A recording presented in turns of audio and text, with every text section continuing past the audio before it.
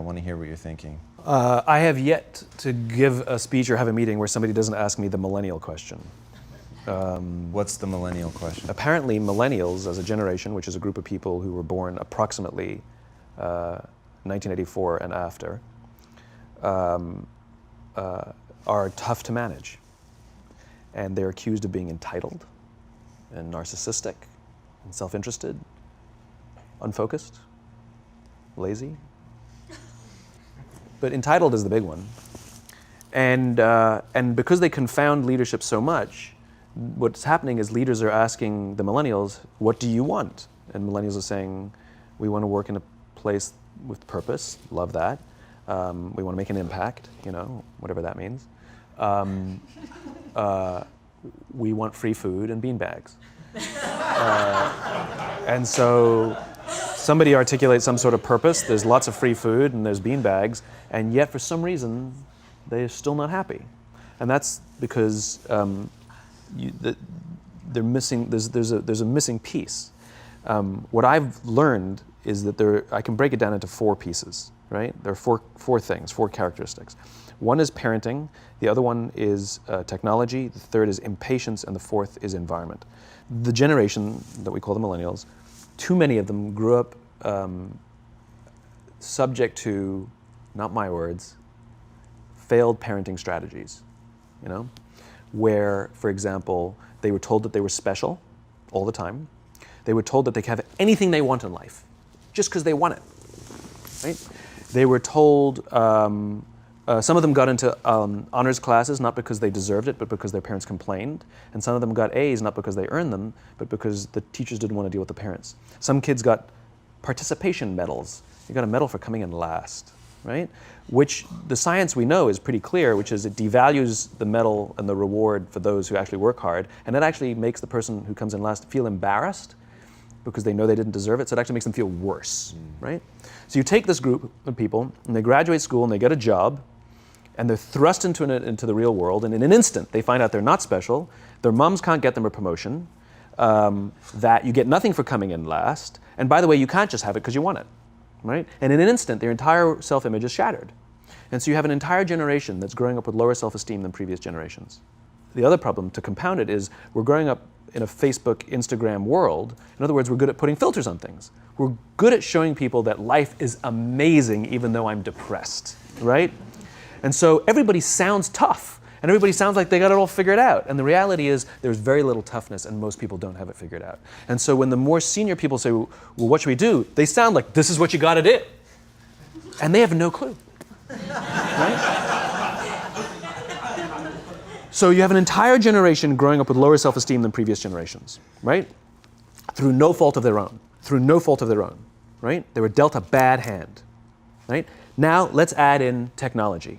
We know that engagement with social media and our cell phones releases a chemical called dopamine. That's why when you get a text, it feels good, right? So we've all had it where you're feeling a little bit down or feeling a bit lonely, and so you send out 10 texts to 10 friends, hi, hi, hi, hi, hi, because it feels good when you get a response, right? Right? It's why we count the likes. It's why we go back 10 times to see if my Instagram is growing slower, did I do something wrong? Do they not like me anymore, right? The trauma for young kids to be unfriended, right? Because we know when you get a hit of dopamine, which feels good. It's why we like it. It's why we keep going back to it. Dopamine is the exact same chemical that makes us feel good when we smoke, when we drink, and when we gamble. In other words, it's highly, highly addictive. Right?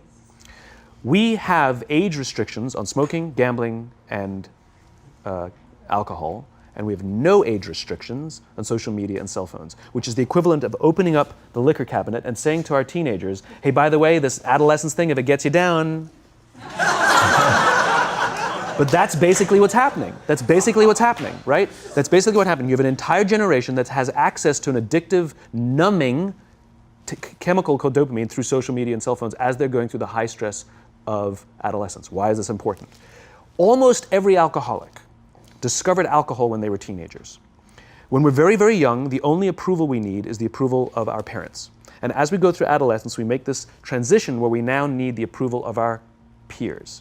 Very frustrating for our parents, very important for us. It allows us to acculturate outside of our immediate families into the broader tribe, right? It's a highly, highly stressful and anxious period of our lives, and we're supposed to learn to rely on our friends.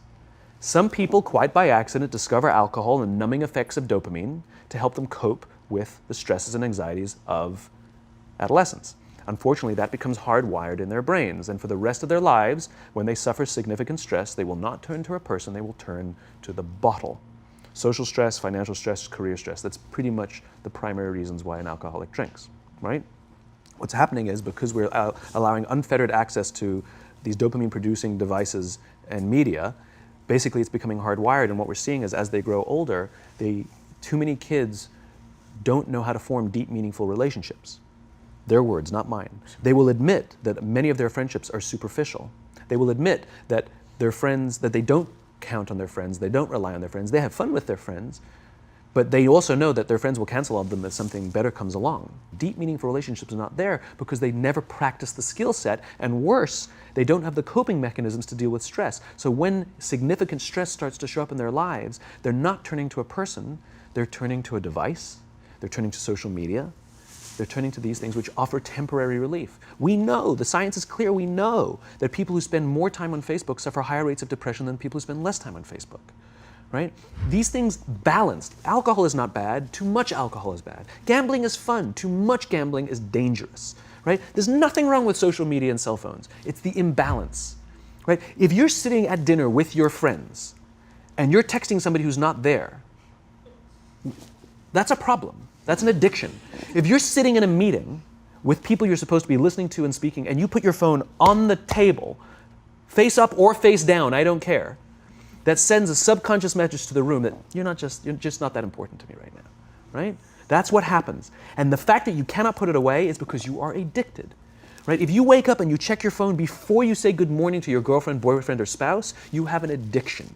And like all addiction, in time, it'll destroy relationships, it'll cost time, and it'll cost money, and it'll make your life worse, right? So you have a generation growing up with lower self-esteem that doesn't have the coping mechanisms to deal with stress, right? Now you add in the sense of impatience, right? They've grown up in a world of instant gratification. You want to buy something, you go on Amazon, it arrives the next day. You want to watch a movie? Log on and watch a movie. You don't check movie times. You want to watch a TV show? Binge. You don't even have to wait week to week to week, right? I know people who skip seasons just so they can binge at the end of the season, right? Instant gratification. You want to go on a date? You don't even have to learn how to be like, hey. You don't even have to learn and practice that skill. You don't have to be the uncomfortable one who says yes when you mean no and says no when you mean no, but yes when you... You don't have to swipe right. Bang, I'm a stud. Right? You don't have to learn the social coping mechanisms, right? Everything you want, you can have instantaneously. Everything you want, instant gratification. Except job satisfaction and strength of relationships, there ain't no app for that. They are slow, meandering, uncomfortable, messy processes. And so I keep meeting these wonderful, fantastic, idealistic, hardworking, smart kids. They've just graduated school. They're in their entry-level job. I sit down with them and I go, how's it going? They go, I think I'm going to quit. I'm like, why? They're like, I'm not making an impact. I'm like, you've been here 8 months. You know?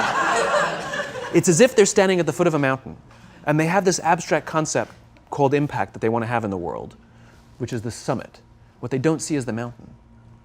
I don't care if you go up the mountain quickly or slowly, but there's still a mountain. And so what this young generation needs to learn is patience. That some things that really, really matter, like love, or job fulfillment, joy, love of life, self-confidence, a skill set, any of these things, all of these things take time. Sometimes you can expedite pieces of it, but the overall journey is arduous and long and difficult. And if you don't ask for help and learn that skill set, you will fall off the mountain, or you will, the worst case scenario, and we're already seeing it, the worst case scenario is we're seeing an increase in suicide rates, we're seeing an increase in this generation, we're seeing an increase in accidental deaths due to drug overdoses, we're seeing more and more kids drop out of school or take leaves of absence due to depression, unheard of. These are all, this is really bad. The best case scenario, those are all bad cases, right? The best case scenario is you'll have an entire population growing up and going through life and just never really finding joy. They'll never really find deep fulfillment in work or in life. They'll just waft through life and it'll be just, it's fine. How's your job? It's fine. The same as yesterday. How's your relationship? It's fine. Like that's the best case scenario, which leads me to the fourth point, which is environment, which is we're taking this amazing group of young, fantastic kids who are just dealt a bad hand. It's no fault of their own. And we put them in corporate environments that care more about the numbers than they do about the kids. They care more about the short-term gains than the long-term life of this young human being. We care more about the year than the lifetime, right? And so we are putting them in corporate environments that aren't helping them build their confidence, that aren't helping them learn the skills of cooperation, that aren't helping them overcome the challenges of a digital world and finding more balance, that isn't helping them overcome the need to have instant gratification and teach them the joys and impact and the fulfillment you get from working hard on something for a long time that cannot be done in a month or even in a year. And so we're thrusting to them in corporate environments, and the worst part about it is they think it's them. They blame themselves. They think it's them who can't deal. And so it makes it all worse. It's not. I'm here to tell them it's not them. It's the corporations, it's the corporate environments, it's the total lack of good leadership in our world today that is making them feel the way they do. They were dealt a bad hand, and I hate to say it, but it's the company's responsibility. Sucks to be you, like we have no choice, right? This is what we got, and I wish that society and their parents did a better job. They didn't. So we're getting them in our companies, and we now have to pick up the slack. We have to work extra hard to figure out the ways that we build their confidence. We have to work extra hard to find ways to teach them the social skills that they're missing out on. There should be no cell phones in conference rooms. None. Zero. And I don't mean the kind of like sitting outside waiting to text. I mean like when you're sitting and waiting for a meeting to start, this is what we all do. We all sit here and wait for the meeting to start. Meeting starting? Okay. And we start the meeting. No, that's not how relationships are formed. Remember we talked about it's the little things? Relationships are formed this way. We're waiting for a meeting to start and we go, how's your dad? I heard he was in the hospital. Oh, he's really good. Thanks for asking. He's actually at home now. Oh, I'm really glad. It was really amazing. I know, it was really scary for a while. That's how you form relationships. Hey, did you ever get that report done? Oh my God, no, I didn't. I'll help you out. Can I help you out with that? Really? That's how trust forms. Trust doesn't form at an event in a day. Even bad times don't form trust immediately. It's the slow, steady consistency. And we have to create mechanisms where we allow for those little innocuous interactions to happen. But when we allow cell phones in conference rooms, we just, okay, have the meeting. And then my favorite is like when there's a cell phone there and you go like this, you go. It rings and you go. I'm not going to answer that. Like, Mr. Magnanimous, you know? When you're out for dinner with your friends, like, I do this with my friends. When we're going out for dinner and we're leaving together, we'll leave our cell phones at home. Who are we calling? Maybe one of us will bring a phone in case we need to call an Uber or take a picture of our meal. That goes without saying, come on. I'm an idealist, but I'm not insane. You know? At a heathen. I mean, it looked really good. We'll take one phone. And so it's like an alcoholic. The reason you take the alcohol out of the house is because we cannot trust our willpower. We're just not strong enough. But when you remove the temptation, it actually makes it a lot easier.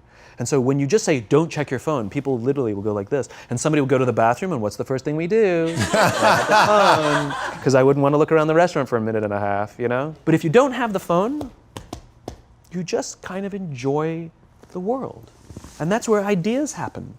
The constant engagement is not where you have innovation and ideas. Ideas happen when our minds wander and we go, and you see something, I bet they could do that. That's called innovation, right? But we're taking away all those little moments, right?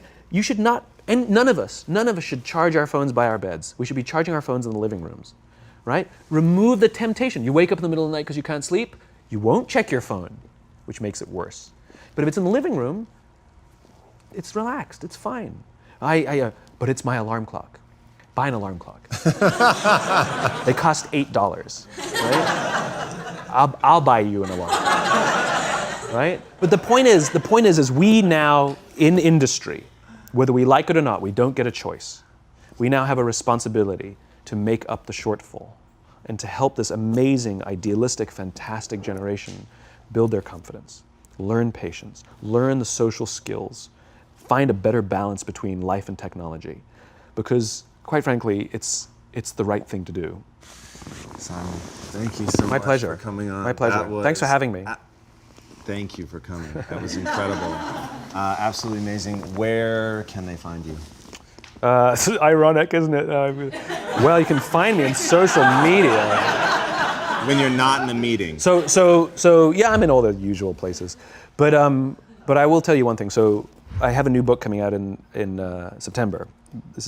It's a thinly veiled plug, but You've made them very happy. But what's special about it is I wanted to produce something that no digital format could reproduce. Interesting. And so it's an illustrated quote book. It's beautifully illustrated. I was very sort of pushy about this, that I didn't want the illustrations done on a computer. They were done by hand.